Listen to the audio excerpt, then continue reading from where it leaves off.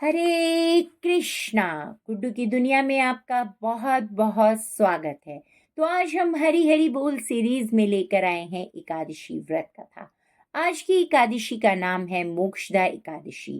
कथा प्रारंभ करने से पहले मैं आप सभी से यही प्रार्थना करूंगी कि आप कथा को ध्यान पूर्वक सुने, कथा को स्किप कर कर कर ना सुने, अन्यथा आपको कथा समझ में नहीं आएगी, ना ही उसका फल आपको प्राप्त होगा। तो कथा प्रारंभ करते हैं। मार्गशीर्ष मास के शुक्ल पक्ष की इस एकादशी के व्रत को विशेष रूप से मोक्ष प्रदायक माना जाता है। महाभारत के युद्ध में भगवान श्री कृष्ण ने अर्जुन को गीता का उपदेश इसी तिथि को दिया था। यही कारण है कि मोक्षदा एकादशी को गीता जयंती भी मनाई जाती है। भगवान श्री कृष्ण के दामोदर रूप की पूजा की जाती है इस एकादशी के दिन।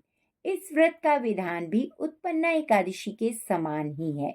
उत्पन्ना एकादशी का संपूर्ण वृतांत सुनने के पश्चात धर्मराज युधिष्ठिर ने भगवान श्री कृष्ण से कहा, हे मधुसूदन, आप तीनों लोगों के स्वामी हैं, सबको सुख देने वाले और जगत के पति हैं। मैं आपको नमस्कार करता हूँ।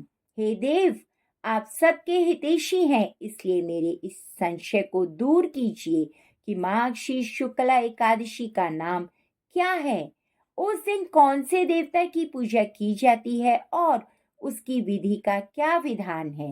भगवान, आप मेरे इन प्रश्नों का विस्तार पूर्वक उत्तर देने की कृपा कीजिए। भगवान श्री कृष्ण ने उत्तर दिया, हे धर्मराज, तुमने बड़ा उत्तम प्रश्न पूछा है। इससे आपका यश संसार में फैलेगा, सो आप ध्यान पूर्वक सुनिए। मार्गशीर्ष शुक्ला एकादशी अनेक पापों को नष्ट करने वाली है। इसका नाम मोक्षदा एकादशी है। इस दिन दामोदर भगवान की धूप दीप नैवेद्य आदि से भक्ति पूर्वक पूजा करनी चाहिए। अब मैं एक अति प्राचीन कथा सुनाता हूँ कि किस प्रकार इस एकादशी का व्रत करने से नरक गए हुए माता पिता पुत्र आदि को स्वर्ग की प्राप्ति हो जाती है।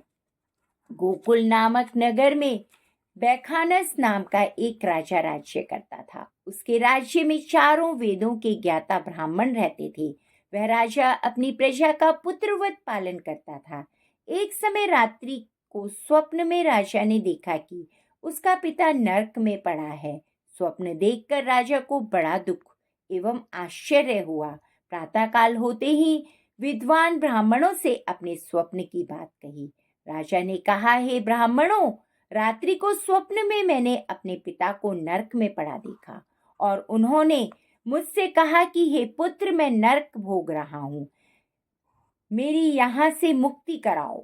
आप लोग मुझे कोई ऐसा तप, दान, व्रत आदि बतलाइए जिससे मेरे पिता की मुक्ति हो जाए। उस पुत्र का जीवन व्यर्थ है जो अपने माता पिता का उद्धार न कर सके। एक उत्तम पुत्र को अपने माता पिता तथा पूर्वजों का उद्धार करना ही चाहिए। वह 1000 मूर्खों पुत्रों से अच्छा है। राजा के ऐसे वचन सुनकर ब्राह्मण कहने लगे, हे राजन, यह समीप ही भूत भविष्य वर्तमान के ज्ञाता पर्वत ऋषि का आश्रम है। आपके प्रश्नों का उत्तर वे भली भांति दे सकते हैं। ऐसा सुनकर राजा पर्वत मुनि के आश्रम में गया। उस आश्रम में अनेकों शांत चित्त योगी और मुनि तपस्या कर रहे थे। उसी जगह चारों वेदों के ज्ञाता साक्षात ब्रह्मा के समान पर्वत मुनि बैठे थे। राजा ने वहां जाकर उनको साष्टांग प्रणाम किया। पर्वत मुनि ने राजा से उसके आने का प्रयोजन पूछा। राजा ने कहा, हे महाराज, आपकी कृपा से मेरे राज्य में सब कुशल है, परंतु अकस्मात एक विघन आ गया है जिससे मेरे हृदय में अत्यंत अशांति हो रही है। यह सुनकर पर्वत मुनि ने एक क्षण के लिए आंखें बंद की और भूत एवं भविष्य के बारे में विचारने लगे। फिर बोले, हे राजन, मैंने अपने योग बल से तुम्हारे पिता के सब कुकर्मों को जान लिया है। उन्होंने पूर्व जन्म में सौत के कहने पर अपनी दूसरी कामातुर पत्नी को ऋतुदान मांगने पर भी नहीं दिया। उसी पाप के फल से तुम्हारे पिता को नरक भोगना पड़ रहा है। तब राजा बोला, हे महात्मन, मेरे पिता के उद्धार के निमित्त कोई उपाय बतलाइए। पर्वत मुनि बोले, हे राजन, माघ शुक्ला एकादशी को उपवास करके उसके पुण्य को अपने पिता को संकल्प कर देना। उस एकादशी के पुण्य के प्रभाव से अवश्य ही आपके पिता को मुक्ति मिलेगी। मुनि के वचनों को सुनकर राजा अपने महल में वापस आ गया और कुटुंब सहित इस मोक्षदा एकादशी का व्रत किया। फिर उस उपवास के पुण्य को राजा ने अपने पिता को अर्पण किया। उस पुण्य के प्रभाव से राजा के पिता को नरक से मुक्ति मिल गई और वह स्वर्ग को चले गए। माघ शीर्ष के शुक्ल पक्ष की इस मोक्षदा एकादशी का व्रत करने वाले के समस्त पाप नष्ट हो जाते हैं और अंत में उनको स्वर्ग लोक की प्राप्ति होती है। इस व्रत से बढ़कर मोक्ष देने वाला अन्य कोई व्रत नहीं है। इस संसार में मोक्षदा एकादशी का व्रत सभी को करना चाहिए।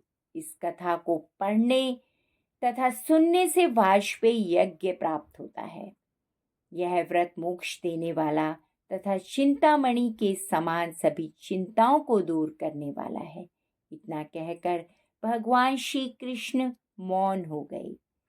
हरे कृष्णा।